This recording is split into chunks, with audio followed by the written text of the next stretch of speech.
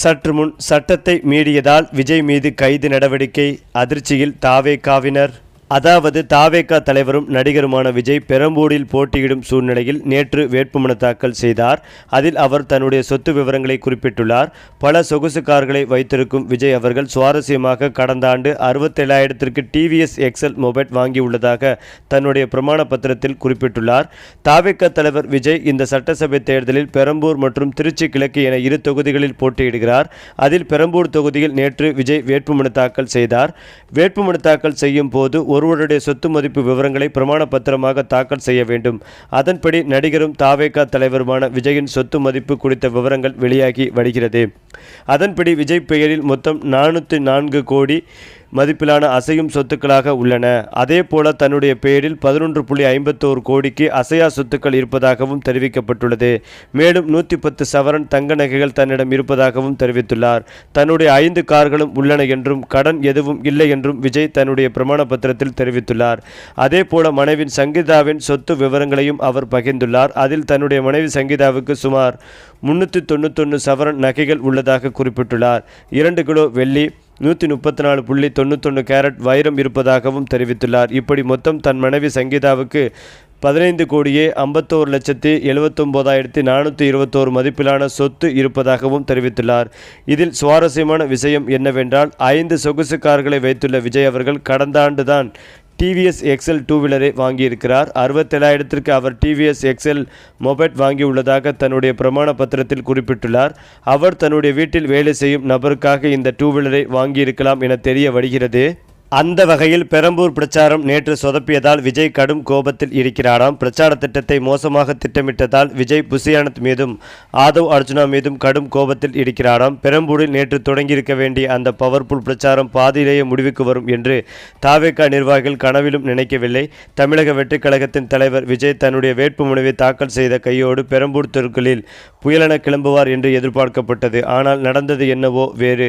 நேற்று மதியம் பெரம்பூர் மற்றும் கொளத்தூர் பகுதிகளில் பிரச்சாரம் செய்ய திட்டமிடப்பட்டிருந்தது. ஆனால் சரியான திட்டமிடல் இல்லாத காரணத்தால் ஒட்டுமொத்த அட்டவணையும் கொலாப்ஸ் ஆனது. திரண்ட கூட்டத்தை கையாள முடியாமல் தவித்த கட்சியின் தன்னார்வர்கள் ஒருபுறம், வாகன நெரிசலில் சிக்கி தலைவர் மறுபுறம் என்று களமே கலவரமானது. இறுதியில் பாதுகாப்பு மற்றும் நேரமின்மை காரணமாக மாலை நேர கூட்டங்கள் மொத்தமாக ரத்து செய்யப்பட்டன. காலை முதலே பிரச்சார களம் சூடுபிடிக்க வேண்டும். ஆனால் நேற்றைய கசப்பான அனுபவத்திற்கு பிறகு அட்டவணை வெற்று தாளாகவே இருக்கிறது. இந்த நொடி வரை கூட்டம் ஏற்பாடு செய்யப்படவில்லை. இதுவரை விஜய் வெளியே வருவாரா என்று தெரியவில்லை. தேர்தலுக்கு இன்னும் சில நாட்களே உள்ள நிலையில் ஒவ்வொரு நிமிடமும் பொன்னானது. ஆனால் தாவேகா தரப்பில் பிளானிங் கோட்டை விட்டதால் ஒரு நாள் வீணடிக்கப்பட்டுள்ளது.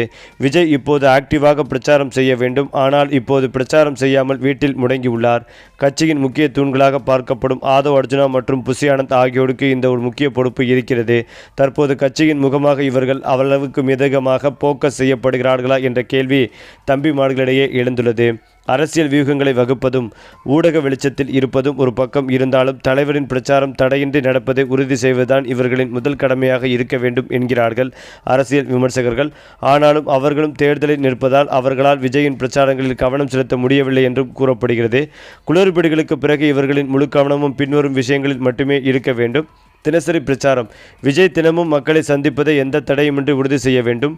துல்லியமான திட்டமிடல். எந்த தெருவில் எப்போது நுழைய வேண்டும், எங்கே முடிக்க வேண்டும் என்கின்ற மைக்ரோ லெவல் பிளானிங் அவசியம்.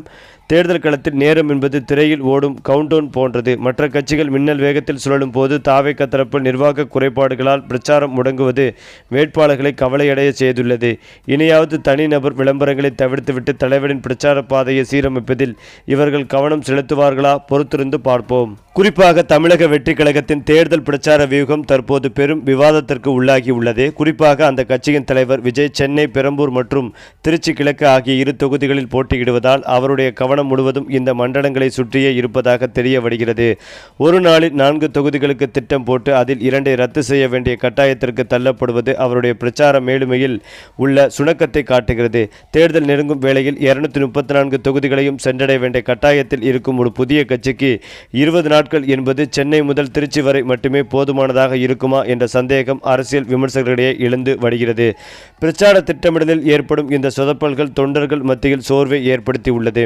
காவல்துறையின் அனுமதி மறுப்பு மற்றும் பாதுகாப்பு காரணங்களை சுட்டிக்காட்டி வில்லிவாக்கம் போன்ற முக்கிய இடங்களின் பிரச்சாரங்கள் ரத்து செய்யப்படுவது தாவேகாவின் கள ஒருங்கிணைப்பு இன்னும் முழுமையடையவில்லை என்பதையே உணர்த்துகிறது. ஒருபுறம் ஆளும் கட்சியின் முட்டுக்கட்டைகள் காரணமாக சொல்லப்பட்டாலும் மறுபுறம் திட்டமிட்டபடி இடங்களை தேர்வு செய்வதிலும் உரிய நேரத்தில் அனுமதிகளை பெறுவதிலும் தாவேகாவின் தேர்தல் பிரிவு கோட்டை விடுவதாகவே தெரிய வருகிறது. இது வெறும் நிர்வாக குறைபாடா அல்லது அரசியல் அனுபவமின்மையா என்ற கேள்வியை தவிர்க்க முடியவில்லை. அதிமுகவிலிருந்து விலகி தாவேகாவில் இணைந்த செங்கோட்டையன் போன்ற மூத்த தலைவர்கள் கட்சியில் இருக்கும் போது இத்தகைய அடிப்படை தவறுகள் நடப்பது பலரையும் ஆச்சரியத்தில் ஆழ்த்தி வருகிறது. 50 ஆண்டுகால அரசியல் அனுபவம் கொண்ட செங்கோட்டையன் ஜெயலலிதா காலத்து பிரச்சாரங்களை விரல் நுனியில் வைத்திருப்பார். அவர் முன்னின்று வழிநடத்தியும் விஜயின் பயண திட்டத்தில் ஏன் இத்தனை குளறுபடிகள் ஏற்படுகின்றன என்பது புரியாத புதிராகவே உள்ளது.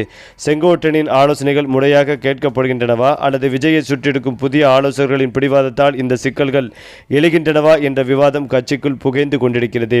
நேரம் என்பது ஒரு தலைவருக்கு தேர்தலில் மிக முக்கியமான மூலதனம். ஒரு நாளில் 4 தொகுதிகளுக்கு திட்டமிடும் போது போக்குவரத்து நெரிசல் மற்றும் பொதுமக்களின் வரவேற்பு ஆகியவற்றை முன்கூட்டியே கணிக்க வேண்டும். ஆனால் முதல் நாள் பிரச்சாரத்திலேயே நேர மேலாண்மை தவறியதும் பல இடங்களுக்கு செல்ல முடியாமல் போனதும் விஜயின் இமேஜுக்கு சில இடங்களில் பின்னடைவை ஏற்படுத்தியும் உள்ளது.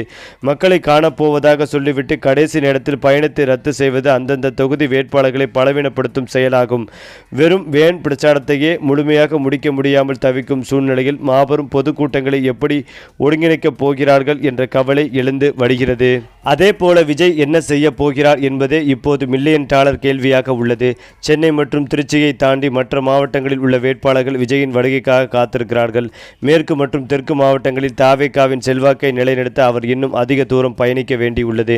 இப்போதற்கும் வேகத்தில் சென்றால் தேர்தலுக்குள் பாதி தொகுதிகளை கூட அவர் தொட முடியாது என்பதே கசப்பான உண்மை. என்னுடைய தனது பிரச்சார வடிவத்தை மாற்றி பல தொகுதிகளை இணைத்து ஒரு பொதுவான இடத்தில் உரையாற்றும் மெகா பேரணி முறையை அவர் கையாள வேண்டியது காலத்தின் கட்டாயமாகும். இறுதியாக அரசியலில் வேகம் எவ்வளவு முக்கியமோ அவ்வளவு முக்கியம் விவேகம். விஜயின் அரசியல் வருகை ஒரு மாபெரும் எழுச்சியை ஏற்படுத்தி இருந்தாலும் அதனை வாக்குகளாக மாற்றுவதற்கு ஒரு வலுவான மற்றும் துல்லியமான பிரச்சார வரைபடம் அவசியம் என்பதையே உணர்த்துகிறது. இந்த நிலையில்தான் முதல் நாள் பிரச்சாரத்திலேயே விஜய் மீது 5 பிரிவுகளின் கீழ் வழக்கு பதிவு செய்யப்பட்டுள்ளதாக தகவல்கள் வெளியாகி வருகிறது. தேர்தல் நிலை கண்காணிப்பு குழு அதிகாரி குமார் என்பவர் அளித்த புகாரின் கீழ் பெரவள்ளூர் காவல் நிலையத்தில் வழக்கு பதிவு செய்யப்பட்டுள்ளது. பிரச்சாரத்தின் போது 5 ஒலிபெருக்கிகளை மட்டுமே பயன்படுத்த அனுமதி வழங்கப்பட்டுள்ள நிலையில் 30 ஒலிபெருக்கிகளை பயன்படுத்தியதாக தெரிய வந்துள்ளது. மேலும் 500 பேர் மட்டுமே கூடுவார்கள் என்ற அனுமதி கோரப்பட்ட நிலையில் 5000க்கும் அதிகமானோர் கூடி உள்ளனர்.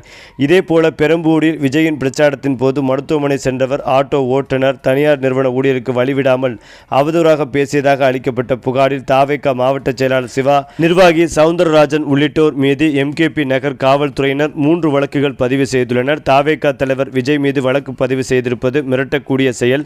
ஒருதலை பட்சமாக காவல்துறையினர் செயல்படுகிறார்கள் என தாவேகா தேர்தல் மேலாண்மை பொதுச் செயலாளர் ஆதவ் அர்ஜுனா குற்றம் சாட்டி வருகிறார். இதனால் விஜயின் பிரச்சார திட்டம் அடுத்ததாக என்னவாக இருக்கும்? மேலும் இந்த வழக்கால் விஜய் எந்த நேரமும் கைது செய்யப்படுவார் என்ற அச்சத்திலேயே இருந்து வருகின்றனர் தாவேகாவினர்.